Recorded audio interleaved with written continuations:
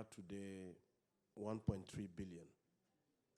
And if you take the wish of our founding father, that was Nkrumah, then, there was talking about more on the political aspect of it.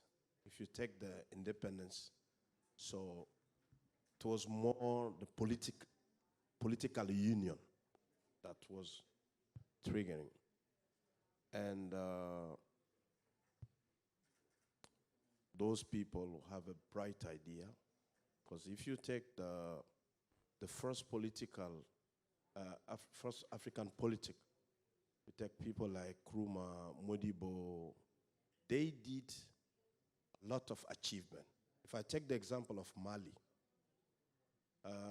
from 60 to 68, if I have to take even two years out of that when the Federation of Mali was on.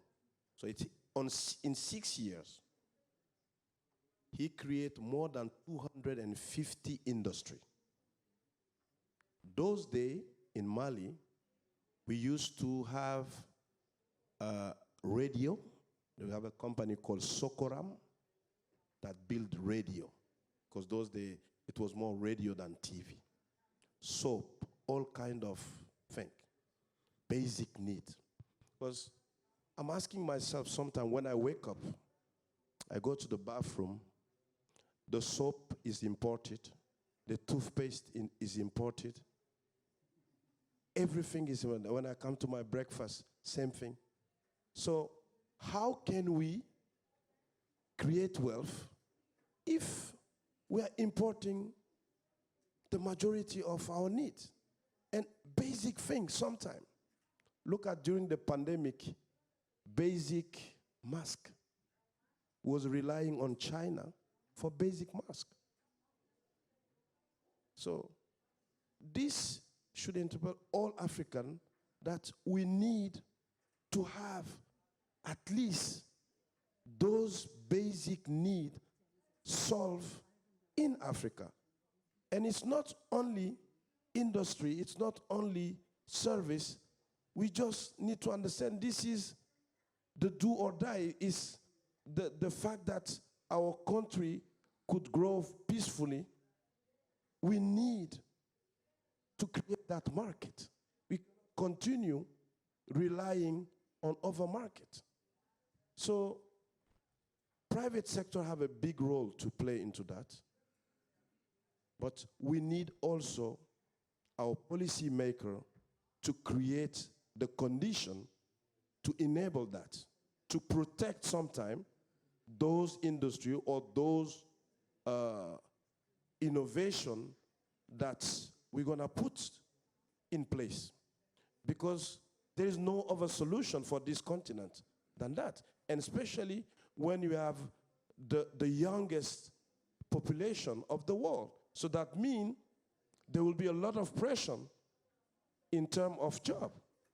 2 days ago, I was discussing with a French partner that was telling me that there will be a big issue in France in terms of retirement plan, because who's gonna pay for the elderly people? But we have the youngest population that are ready to work. We need to create conditions for them to work. So you can take on each sector a place for them. Talking about digital sector.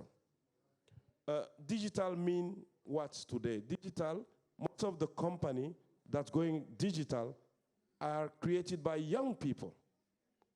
If you take the Facebook, the Google, most of them are less than 40 years. So we have the youngest population. It's one competitive advantage we have. So we need to create the condition for those people to come and innovate.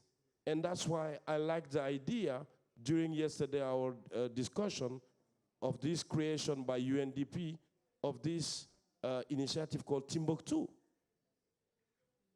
If this program is followed by each African country and each African private sector, will create the condition for many innovators. We should have our own Facebook, our own Google at a certain point. So the question is, we need to make our mindset ready for that. The market is there, 1.3 billion. So let them create the policy in order for us to interact, and smartly, we need to sit down and see who can do what, because every country cannot do everything. We need to look at to every country competitive advantage. I give you a clear example in the energy sector. So if you take country like Mali, Senegal, Guinea, the West Africa region, so most of us are buying, our cost for production of energy is around $15 to $20. For some inland country like Mali, is above $20. How the energy production can be sustainable? But if we decide that a country like Senegal, who will have gas, could produce cheaper, maybe less than $10 for Mali, so we'll save $10. This is almost $200 million of subsidy that we could avoid, and this $200 million could be allocated to finance innovation or agriculture. So, African, this is a time that we need to sit down and talk. We need to sit down and see what is not working, what could work, because everything is invented in the world. So the question is how we have a good approach to put that in effect in our own condition. This is the question. So let's come together. UNDP can play a role as an institution because, as you say, it's a trusted partner. And government, private sector, civil society, let's sit down, because the question of development of Africa is not only Africa. I have said it in a meeting in Kenya in front of the French president.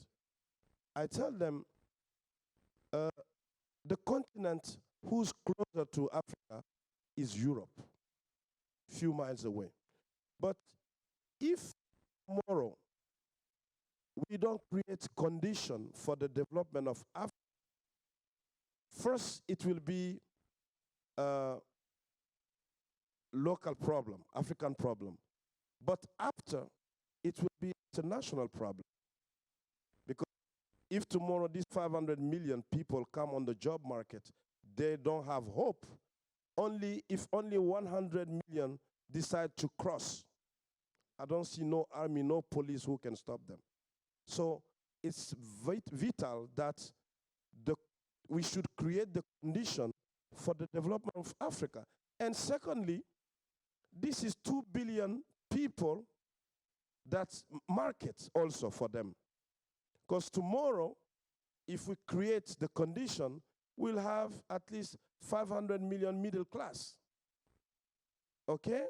This is what I call in français, relais de croissance for the rest of the world. So we should, first African, we should sit down, talk, create scheme where we could change this narrative. So the rest of the world will come and help us. But we need to find the solution internally. Somebody was saying that there is a lot of money going out of Africa. So let's make sure at least 80% of this is invested in Africa. That's what I'm doing personally. I was saying in our meeting yesterday, I don't have any house outside of Africa. My wish is to have a villa in every African city. I'm close to it. I'm almost more than 10 cities. So why I will invest in a country that don't need that investment? The investment is needed here. And this is also a question of national security, even as a business people.